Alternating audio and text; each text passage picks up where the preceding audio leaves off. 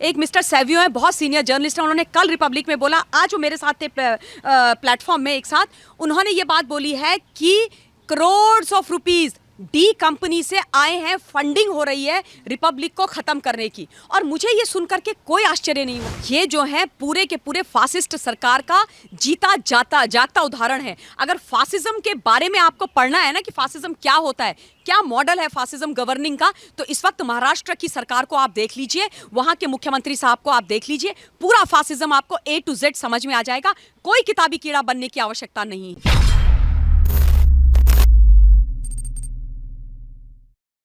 आपने वहां पर ले लिया रिपब्लिक का नाम, उसके बाद आपने उनके पीछे आप पड़ गया। इतनी बड़ी बड़ी बातें करी थी परमवीर सिंह ने, उन्होंने बोला कि इनके जो अकाउंट है वो सीज हो जाएंगे, जो रिपब्लिक ग्रुप है उसको डिस्ट्रॉय करने का प्लान था। मतलब इतना सिस्टमैटिक तरीके से उनको प्रोफेशनली, इमोशनली, पर्सनली और सोशली खत्म करने का, डिस्ट्रॉय करने का प्लान बनाया गया था। तो काहे कि किस बात की माफी, किस बात की एक्सप्लेनेशन? हिंदुस्तान की 130 करोड़ की जनता आज ये मांग कर रही है और उन सब की रिप्रेजेंटेटिव बनके मैं आपके चैनल से सब लोगों को ये बोल रही हूं और मिस्टर परमवीर सिंह को ये बोल रही हूं और महाराष्ट्र के मुख्यमंत्री को ये बोल रही हूं कि परमवीर सिंह जी को बर्खास्त किया जाए। उनको कोई हक नहीं है उस कुर्सी पर बैठने का। वहीं मैम, अगर हम बात करें कुछ न्यूज़ चैनल्स की, जो जैसे ही रिपब्लिक भारत का टीआरपी स्कैम, जो ये झूठा टीआरपी स्कैम था, इसके बारे में परमवीर सिंह ने दावा किया था, उसके बाद बहुत सारे न्यूज़ चैनल्स एक्टिव हो गए थे। चाहे हम इंडिया टीवी की बात कर लें, चाहे उसमें जी न्यूज़ भी आता है और आज तक तो है ही। तो मैम, क्या अब जब उल्टा ही आज तक पे आरोप लग गया था, क्या अब भी वो ये सारी चीज़ें दिखाएंगे जो भी ये सब चीज़ें हुई?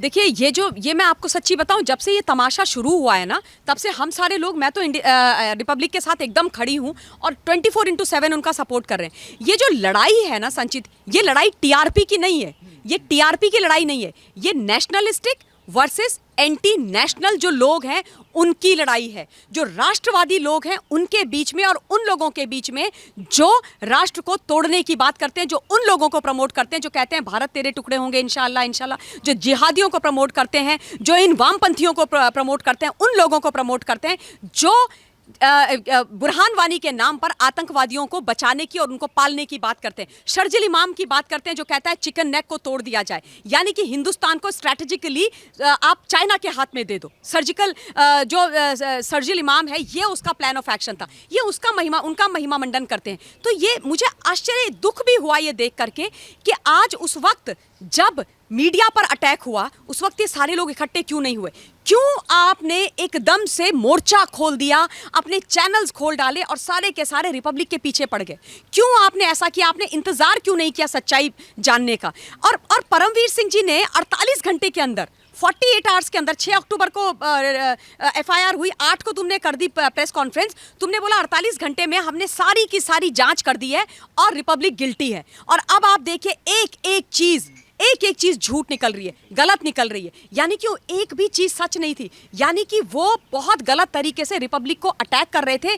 किसके कहने पे कर रहे थे ये जानने की बात है। देखिए, एक मिस्टर सेवियो है, बहुत सीनियर जर्नलिस्ट हैं, उन्होंने कल रिपब्लिक में बोला, आज वो मेरे साथ थे प्लेटफॉर्म में एक साथ, उन्होंने ये बात बोली है कि crore of rupees D company से आए हैं, फंडिंग हो रही है रिपब्लिक को खत्म करने की। और मुझे ये सुनकर के कोई आश्चर्य नहीं हुआ संचित, कोई आश्चर्य इसलिए नहीं हुआ कि जिस तरीके से रिपब्लिक सच का साथ देता है, चाहे हाथरस का केस हो, एंटी-सीएए का केस हो, सुशांत सिंह राजपूत का केस हो, पाल घर का केस हो, नारकोटिक्स वाला केस हो, ये सारे वो केस हैं जो देश के पक्ष में है, हिंदुस्तान की जनता के पक्ष में है, माँ भारती के पक्ष में है, लेकिन कुछ जो देश विरोधी लोग हैं उनके विरोध में है। तो वो लोगों को अपनी कुर्सी जाती हुई दिखाई दे रही है, उसको बचाने के लिए एक नेशनलिस्टिक जो मीडिया हाउस है, जो पत्रकार हैं, उनके ऊपर अटैक किया जा रहा है। आप देखिए कल कितना गंदा तमाशा हुआ।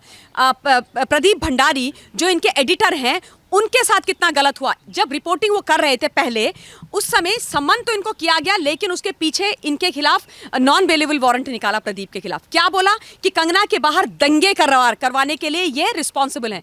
क्या जब कंगना के घर टूट रहा था, उस समय क्या केवल वहां पर रिपब्लिक था? क्या केवल प्रदीप भंडारी वहां पर खड़ा था? क्या बाकी लोग वहां पर नहीं थे? बाकी रिपोर्टर्स नहीं थे? और अगर थे तो तुमने सब पर क्यों नहीं नॉन बेलेबल ऑफेंस उनके खिलाफ किया? क्यों नहीं नॉन बेलेबल वारंट उनके खिलाफ निकाले? यानी कि आप रिपब्लिक के पीछे पड़े हो, प्रदीप भंडारी के पीछे पड़े हुए हो ना। ये क्या हिंदुस्तान की जनता को दिखता नहीं है? उसके बाद उन्होंने एंटीसिपेटरी बेल ले ली। एंटीसिपेटरी बेल लेके वो पटना चले गए। पटना से उनको बुलाया खार पुलिस स्टेशन में, वो गए as a law abiding citizen, और वहां पर आपने 10 घंटे तक उनको कस्टोडियल इंक्वायरी आपने कर ली। आपने उनके फोन छीन लिए, जो कि इलीगल है, कंटेम्प्ट ऑफ कोर्ट है। आप कंटेम्प्ट ऑफ कोर्ट करते हो खाकी पहन करके, और उसके बाद उनको बिना पंखे के कमरे में बिठाया, उनको पानी नहीं दिया, उनको खाना नहीं खाने दिया, उनको उनकी माताजी से बात नहीं करने दिया। क्या है वो? आईएसआई के एजेंट हैं? आतंकवादी है प्रदीप भंडारी? एक लॉ अबाइडिंग सिटीजन है, एक पत्रकार है। पत्रकार का काम है, उसका राइट है to report, to speak the truth and show the truth to the people. आप कैसे रोक सकते हो उनको उनकी ड्यूटी करने से? आपने कैसे रोका? उसके बाद जब पूरी जनता का लग गई, रिपब्लिक लग गया, उसके बाद आपने उनको 9:30 बजे रिलीज किया। ये अंधेर नगरी चौपट राजा आपने किया हुआ है। तो क्यों उनको बर्खास्त नहीं होना चाहिए? क्यों बर्खास्त नहीं होना चाहिए और क्यों उनको वहां पर कुर्सी पर बैठना चाहिए? ये बताए महाराष्ट्र की सरकार। मैम, किस तरह का जंगल राज जो है महाराष्ट्र में चल रहा है? जैसा कि हम देख रहे हैं, डे 1 से ही सभी को असॉल्ट किया जा रहा है। जो सुशांत सिंह राजपूत जी के लिए खड़े हुए, जब चाहे वो कंगना हो, चाहे वो अर्नब गोस्वामी हो, चाहे वो रिपब्लिक टीवी हो, या फिर प्रदीप भंडारी ही क्यों ना हो, क्यों असॉल्ट किया जा रहा है? और ये कैसा हिटलर राज आ गया महाराष्ट्र में? ये ना, इनको मैं कहती हूँ मुगलों के वंशज। ये जो है पूरे के पूरे फासिस्ट सरकार का जीता जागता उदाहरण है। अगर फासिज्म के बारे में आपको पढ़ना है ना कि फासिज्म क्या होता है, क्या मॉडल है फासिज्म गवर्निंग का, तो इस वक्त महाराष्ट्र की सरकार को आप देख लीजिए, वहां के मुख्यमंत्री साहब को आप देख लीजिए। पूरा फासिज्म आपको A to Z समझ में आ जाएगा। कोई किताबी कीड़ा बनने की आवश्यकता नहीं है।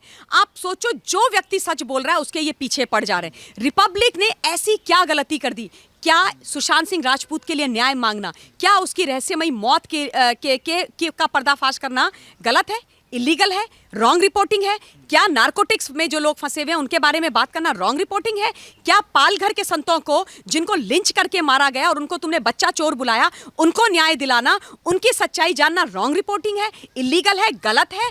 क्या हाथरस के बारे में, जब आप हाथरस को बिल्कुल दिल्ली की तर्ज में जलाने की बात कर रहे थे, वहां पर आप दंगे करवाने वाले थे, दलितों के बीच में और ठाकुरों के बीच में आप लोगों की लाशें बिछवाने वाले थे, उसको स्टिंग ऑपरेशन करके सामने लाया गया, वो इलीगल है? ये सारा लीगल है, ये सारी करेक्ट रिपोर्टिंग है। आप डर क्यों रहे हो एक सच्चे पत्रकार से? अगर आपने कुछ गलती नहीं करी तो सांच को आंच क्या है? करने दो ना उनको अपनी रिपोर्टिंग। आप घबरा क्यों रहे हो? इसका मतलब चोर की दाढ़ी में तिनका। आप गलत हो, आप सब कुछ गलत कर रहे हो, इसलिए आप अर्नब गोस्वामी को रोकने की कोशिश कर रहे हो। ये इतने दोगले लोग हैं। एक सच्चा राष्ट्रपति भक्त पत्रकार, इनसे ना झेला जा रहा है ना सहन हो रहा है। लेकिन एक चीज ये भूल गए, ये एक अर्नब गोस्वामी या एक प्रदीप भंडारी से नहीं लड़ रहे हैं। 130 करोड़ अर्नब गोस्वामी और प्रदीप भंडारी यहाँ खड़े हैं। रिपब्लिक आज घर घर में है, रिपब्लिक लोगों के दिलों में है, सोशल मीडिया भरा पड़ा। आप जैसे यूट्यूब के जो चैनल्स हैं जो बहुत देखे जाते हैं, तो आप लोग जा करके उनके लिए आवाज उठा रहे हैं, जबकि अर्नब गोस्वामी जी को तो ये सब पता भी नहीं है। क्यों? क्योंकि अल्टीमेटली जो आप जैसे यंग जनरेशन है, आप लोग जो रिस्पॉन्सिबल चैनल्स हैं यूट्यूब के, वो चाहते हैं कि देश के साथ सही हो, देश सही हाथों में रहे, देश में जो गलतियां हो रही हैं वो उजागर हो और देश का विकास हो, देश टूटे ना, देश में अलगाववाद ना हो, देश में आतंकवाद ना हो, देश में माफिया गिरोह ना पनपे, देश में वो शक्तियां ना पनपे जो खाकी और खादी का मंजर हमें दिखाते हैं। हमको वो टॉप कॉप्स या वो पुलिस वाले नहीं चाहिए जो अपनी वर्दी का गलत इस्तेमाल करके लोगों का दमन करते हैं, जो सच बोलते हैं उनको कुचलते हैं। और अभी एग्जैक्टली यही देखने को मिला है। परमवीर सिंह जी कंप्लीटली एक्सपोज हो गए, कंप्लीटली एक्सपोज हो गए। उनको सीरियसली, अगर थोड़ा सा भी, इतनी सी भी उनके अंदर थोड़ा सा भी कुछ बाकी है तो उनको खुद ही रिजाइन कर देना चाहिए, और नहीं करते हैं तो उनको चले जाना चाहिए। और सबसे जरूरी बात जो मैं बार बार निवेदन कर रही हूं हिंदुस्तान के आदरणीय राष्ट्रपति जी से, प्रधानमंत्री जी से, वहां महाराष्ट्र के राज्यपाल जी से, कि महाराष्ट्र के अंदर तुरंत के तुरंत आप इस सरकार को बर्खास्त करके राष्ट्रपति शासन लगवाइए। वहां पे राष्ट्रपति शासन लगवाने की जरूरत है। ये सरकार वहां पर नहीं चल सकती क्योंकि लोगों के मौलिक और कानूनी अधिकारों का हनन हो रहा है। शिवसेना, एनसीपी और कांग्रेस किसी के साथ गठबंधन में या अकेले शासन करने के लायक नहीं है। मैम, वहीं अगर हम बात करें, ये जो अवार्ड वापसी गैंग है, जो हमेशा खड़े होते हैं जब भी कहीं पर भी कुछ भी गलत होता है, ऐसा बोलते हैं ये लोग कि हम फ्रीडम ऑफ स्पीच जहां पर नहीं होगी वहां पर हम खड़े हो जाएंगे। लेकिन मैम, जो कल प्रदीप भंडारी के साथ हुआ वहां पर तो इनमें से कोई भी नहीं था। ये कभी खड़े नहीं होंगे। क्यों खड़े होंगे? ये कैसे खड़े हो सकते हैं ये? आफ्टर ऑल प्रदीप भंडारी देश की लड़ाई लड़ रहे हैं ना, सच की लड़ाई लड़ रहे हैं। ये तो जाकर के तब खड़े होंगे जब परमवीर सिंह का हम इस्तीफा मांगेंगे। ये जाकर के परमवीर सिंह के हैशटैग सेव परमवीर सिंह चलाएंगे। ये जैसे इन्होंने हैशटैग जस्टिस फॉर रिया चक्रवर्ती चलाया था, ये रिया चक्रवर्ती को प्लेटफॉर्म देंगे। ये जो ड्रग पेडलर्स हैं उनको प्लेटफॉर्म देंगे। ये डी गैंग वालों को प्लेटफॉर्म देंगे। ये प्रदीप भंडारी को प्लेटफॉर्म क्यों देंगे? ये अर्नब गोस्वामी के सपोर्ट में क्यों आकर के खड़े होंगे? लेकिन अगर इनके रेशो की बात की जाए तो मैं कहती हूँ ये जो है 5% है। 95% नेशनल भारत के जो देशभक्त लोग हैं वो अर्नब के साथ खड़े हैं, प्रदीप के साथ खड़े हैं, रिपब्लिक के साथ खड़े हैं, हिंदुस्तान के साथ खड़े हैं, मां भारती के साथ खड़े हैं, सच्चाई के साथ, अच्छाई के साथ, ईमानदारी के साथ खड़े हैं। बहुत बहुत शुक्रिया मैम।